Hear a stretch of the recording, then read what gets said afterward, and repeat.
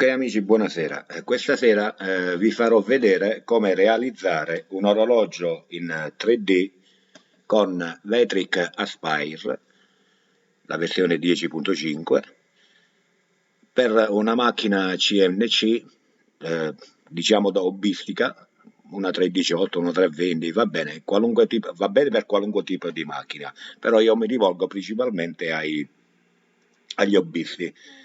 Ok, vediamo come fare con Aspire. Apriamo Aspire 10.5. Ok,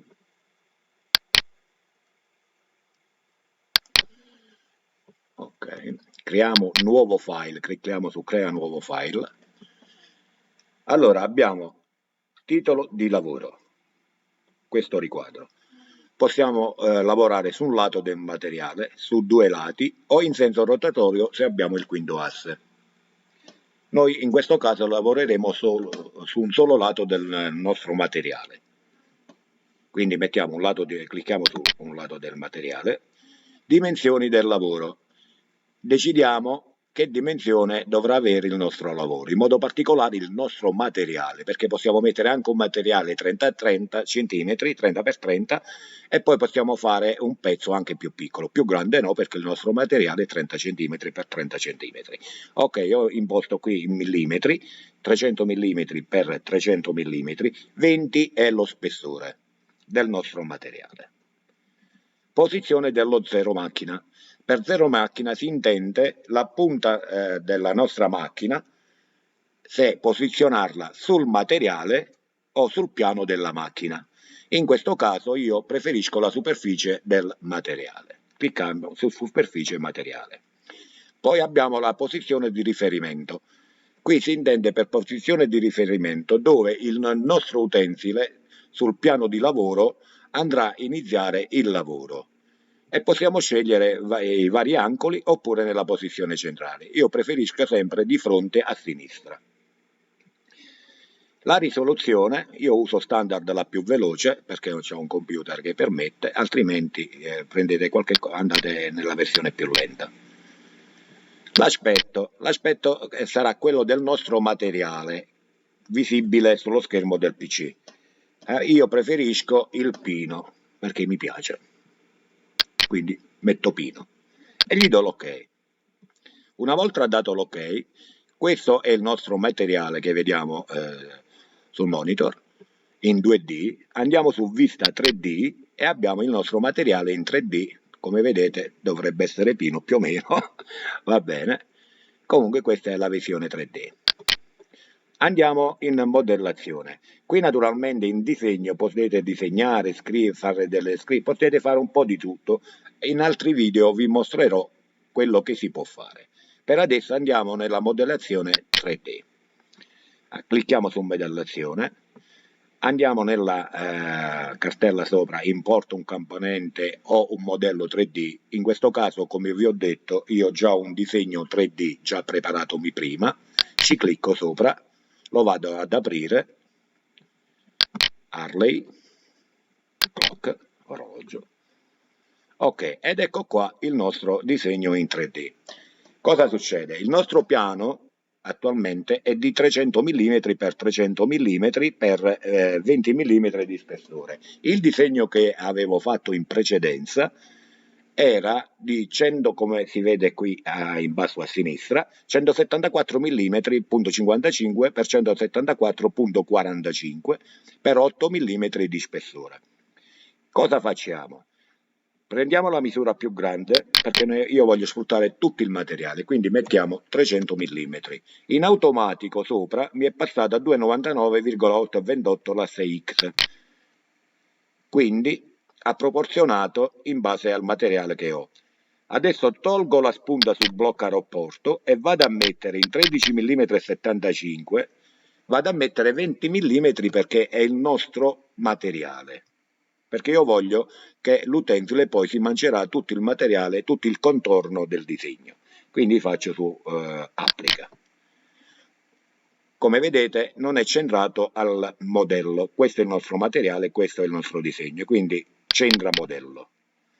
Ok, una volta centrato modello, questa è la posizione piano 0 del modello, noi dobbiamo mettere 20, perché io voglio che l'utente mi scavi tutto, mi tolga tutto questo materiale, da come si può vedere, girando il pezzo, come vedete, consumo tutto il materiale. Ok, gli do l'ok. Ed ecco qui il nostro bell'orologio dell'Harley.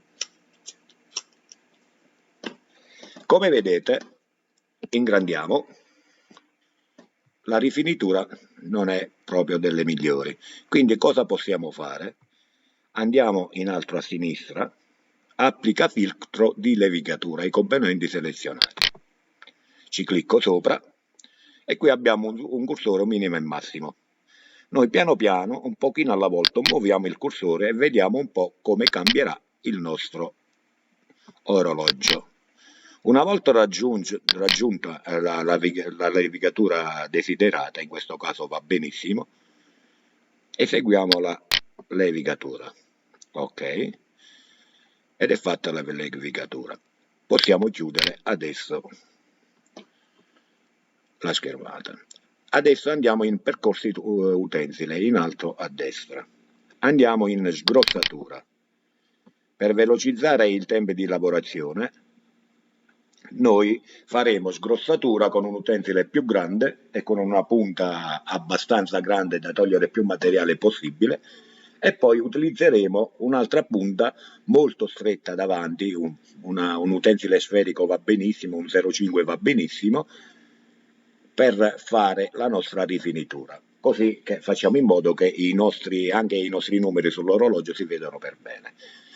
Ok, una volta cliccato su sgrossatura c'è scritto impostazione materiale, lo spessore del materiale 20, la posizione da dove deve partire l'utensile, superficie del materiale, già ve l'ho detto prima, gap sopra modello, rimaniamo tutto com'è, perché lo spessore del modello è 20, quindi lasciamo così, gap sopra modello, gli gap degli Z rapidi.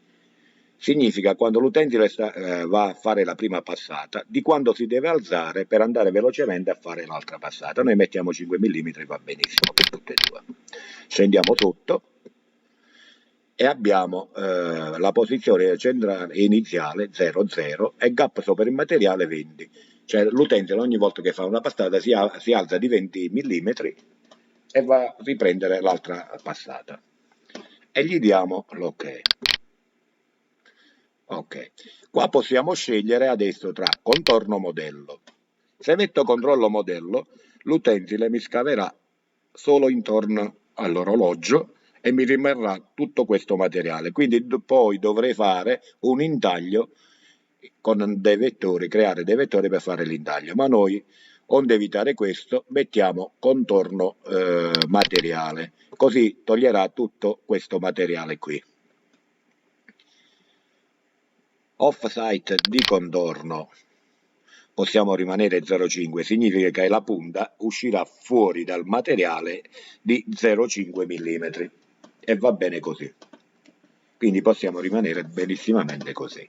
Sovrametallo, facciamo finta che il nostro pezzo, il nostro materiale non è piano sopra, possiamo mettere un gap di sovrametallo, che significa se io qui vado a mettere 1 millimetro mi toglierà 1 millimetro da sul materiale, però nello stesso tempo sono sicuro che il nostro materiale è bello liscio, levigato.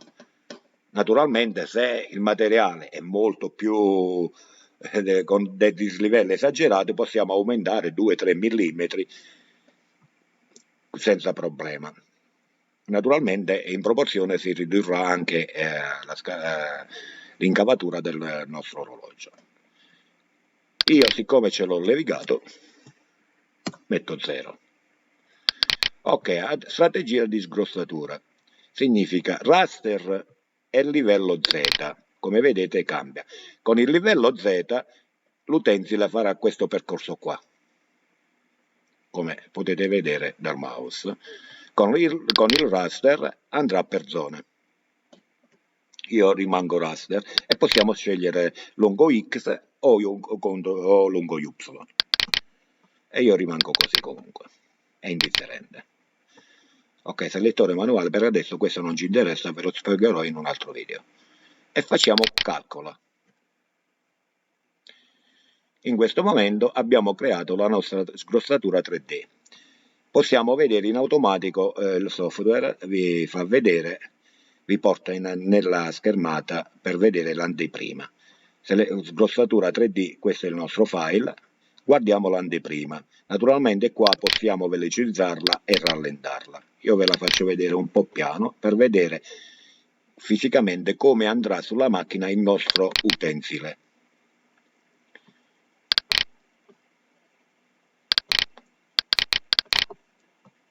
Come potete vedere, lavorerà così in questo caso qua l'utensile, e mi sta togliendo anche il materiale che io volevo che mi togliesse. Ok, questo serviva giusto per farvi capire. È un po' rallentato il computer, giusto per farvi capire come andrà a lavorare l'utensile sulla macchina.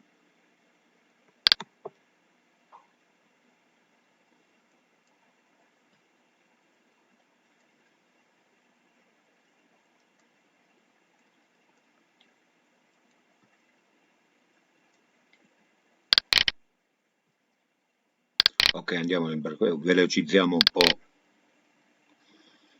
altrimenti ci mettiamo una serata solo per vedere l'anteprima. Ok, come vedete, man mano vedete anche le varie passate che l'utensile farà sul nostro materiale. Velocizziamolo al massimo così abbiamo finito. Ok, fatto questo, potete vedere, chiudiamo percorso utensili,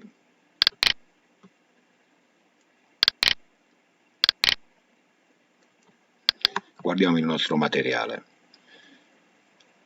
tenendo premuto con il tasto sinistro del mouse, ci clicchiamo sopra e vediamo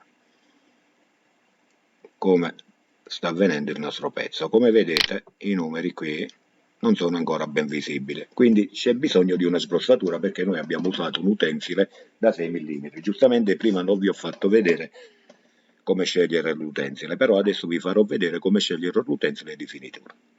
Andiamo in percorso utensili, chiudiamo la schermata delle anteprime, andiamo in finitura, percorso utensile di finitura 3D. Questa volta possiamo mettere benissimamente contorno del modello, così mi farà la rifinitura solo qua senza scavare questo piccolo pezzo che è rimasto un 0,5 mm di materiale. Selezioniamo l'utensile ed ecco qua. Io sto usando un utensile sferico conico, unità in millimetri. Se usate, naturalmente noi abbiamo fatto tutto il progetto in millimetri, quindi andiamo in millimetri, altrimenti ci sono anche quelli in pollici. Va bene, noi siamo italiani, usiamo i millimetri. Diametro dell'utensile sarebbe il diametro delle pinze è 6 mm, la parte superiore dell'utensile. 4,7 sono i gradi e quest'angolo qua dell'utensile, 0,5 è la punta qui sotto.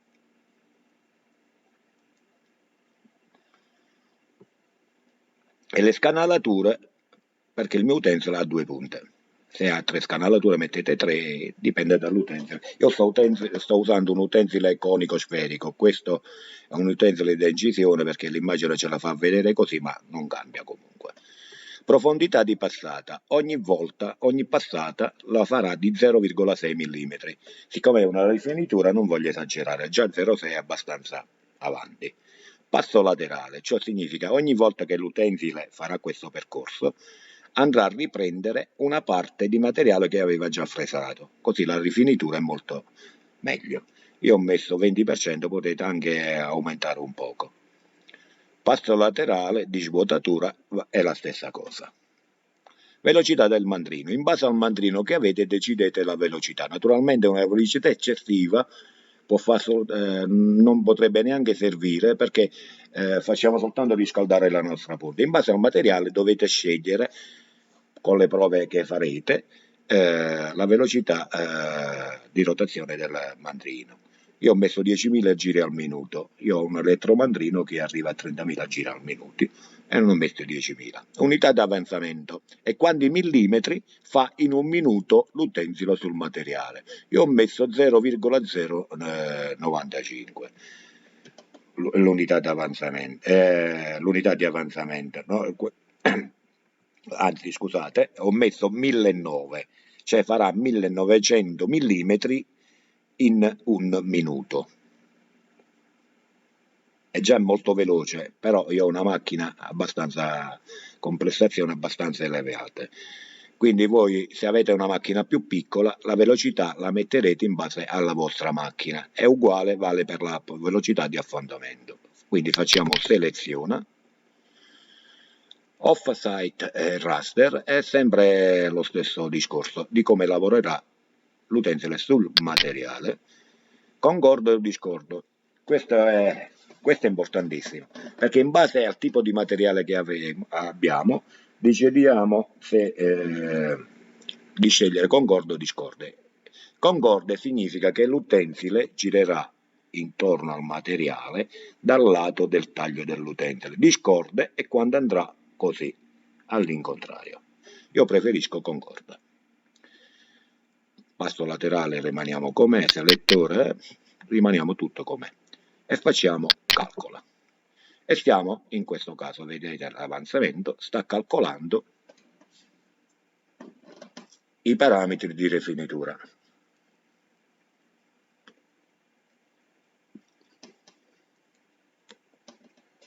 Ok. Andiamo a vedere adesso l'anteprima di rifinitura. Come vedete sta scavando, farà una sola passata in questo caso e vedete i numeri dell'orologio sono abbastanza definiti. Possiamo anche esagerare di più volendo, però così va bene. Facciamo chiudi. Ok. In questa casella qua, dove c'è l'orologio, potrete, cliccandoci sopra, vi farà vedere il tempo di lavorazione. Non guardate questo tempo che c'è qui attualmente adesso, perché non è questo il tempo reale, perché io non ho impostato i parametri giusti per la mia macchina. Comunque ci metterà mediamente un 2 ore per la rifinitura e un 5 ore per la sgrossatura. Chiudiamo. Nella casella qui sotto, salva percorso utensile, ci clicchiamo sopra. Ok. E si è aperto quest'altra finestra. Ora dobbiamo salvare il percorso utensile. Noi abbiamo fatto due file, uno di sgrossatura e uno di finitura. Salviamo prima quello di sgrossatura, però prima di salvarlo dobbiamo vedere il processore che ha, il post processor che ha la nostra macchina. In base al tipo di macchina o alla marca c'è una tabella di post processore. Scegliete il vostro e salvatevi il file. Io metto GRBL, un G-code, clicco su salva percorso e vado a salvare sgrossatura 3D. Lo posso chiamare naturalmente come voglio io, però preferisco rimanere sgrossatura 3D. È già esistente, quindi sì. La stessa cosa faremo per la finitura 3D. Salviamo il percorso utensile. Ok, salva. Già c'è, quindi sì. Ok. Potete fare anche un'altra cosa ancora. Potete anche salvare tutti e due i percorsi utensili se non avete bisogno di cambiare la punta, naturalmente. Va bene, con questo è tutto. Ora non basta solo prendere il file e inviare alla macchina o con Mac 3 oppure se avete qualunque software CAM per la vostra macchina, insomma. Con questo è tutto, alla prossima. E vi ricordo di iscrivervi al mio canale Nicola Di Maria.